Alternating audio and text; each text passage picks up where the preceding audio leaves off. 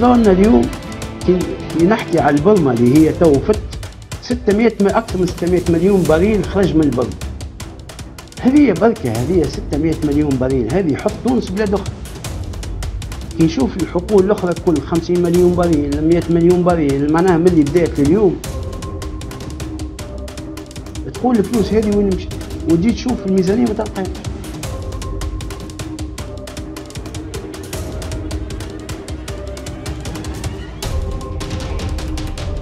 رحلتنا تواصلت في اتجاه طريق برج الخضر وتحديدا إلى واد زار، حيث كانت تعترضنا الحقول البترولية في كل العريش وكرهت صابر وغيره. ونتفق مع هذه المشاهد.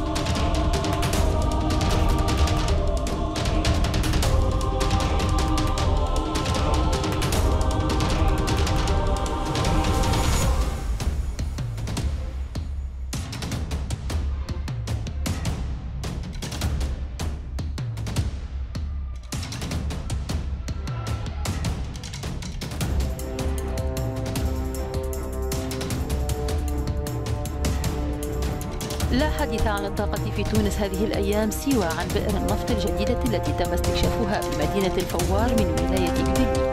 البئر النفطية شوشة العطرس واحد يبلغ عمقها 3950 مترا بمعدل تدفق يومي يقدر ب 4300 مليون و400 ألف متر مكعب من الغاز الطبيعي حسب التجارب الأولية المنجزة. حفر البئر تم على رخصة البحث عن المحروقات المسماة زعفران الواقعة بولاية كبلي والتي تغطي مساحة 5000 كيلومتر مربع. وتتمتع برخصة زعفران كل من الشركتين مزارين إنرجي الهولندية الجنسية بنسبة 45% والتونسية الخاصة ميداكس بتروليوم بنسبة 5% بالاشتراك مع المؤسسة التونسية للأنشطة البترولية بنسبة 50%. كما تتحفظ الدولة على أدوات مقابل عمليات تنقيب واستخراج وتحويل البترول كما هو معمول به مع كل الشركات التي تستثمر في هذا القطاع على الأراضي التونسية.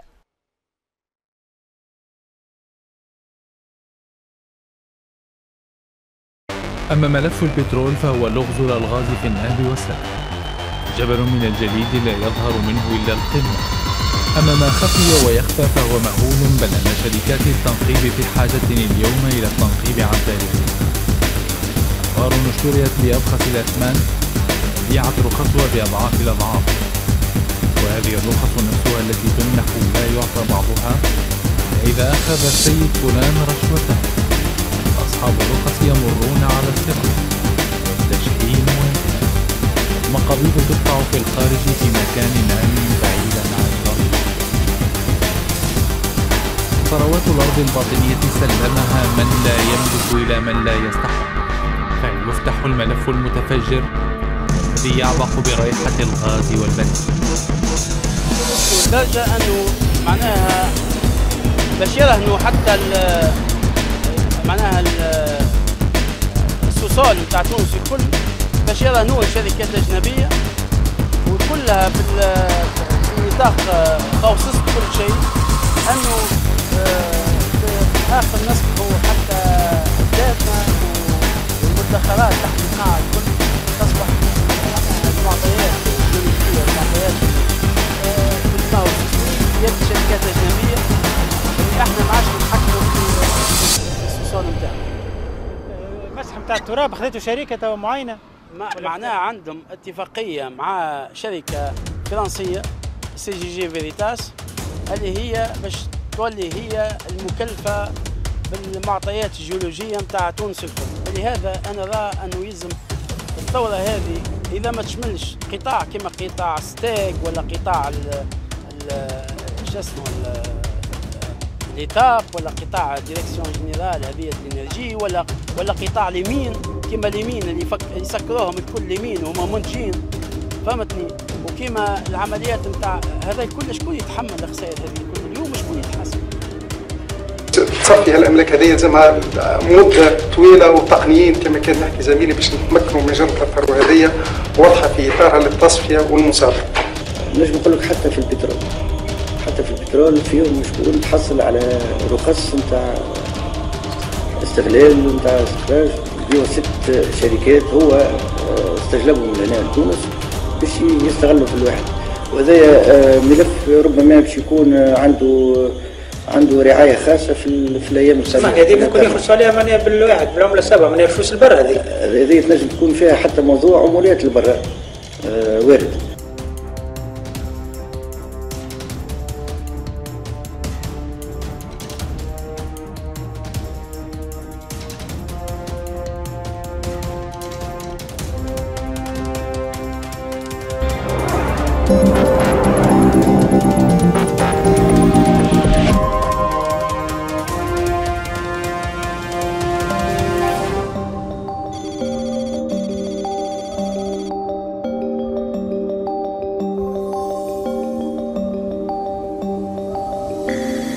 في عام 6 و2000 تبين بالبحث والتنقيب وجود غاز طبيعي بناء على رخصة استكشاف جنين الجنوبية في الجنوب التونسي.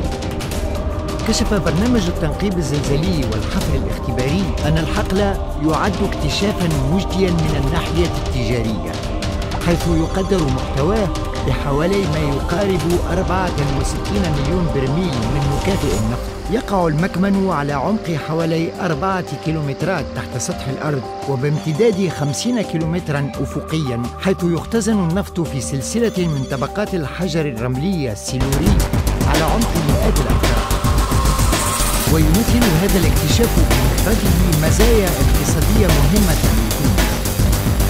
تكونت شراكة تجمع بين المؤسسة التونسية للأنشطة البترولية تاف وشركة OMV شركة دولية للنفط والغاز بنسبة 50-50 بغية تطوير هذا الاكتشاف المهم واستخراج النفط والغاز منه. ومن المقرر على مدار السنوات القليلة المقبلة خلال المرحلة الأولى أن يستخرج الغاز من 9 آبار تم حفرها، ثم يجري نقل الغاز بعد ذلك عبر سلسلة من الأنابيب قطرها 6 بوصة لتنقل إلى محطة المعالجة الأولية المركزة في الصحراء بمنطقة نوارة. وتتضمن المحطة قرية مخصصة لإقامة طاقم العمل التابع لها.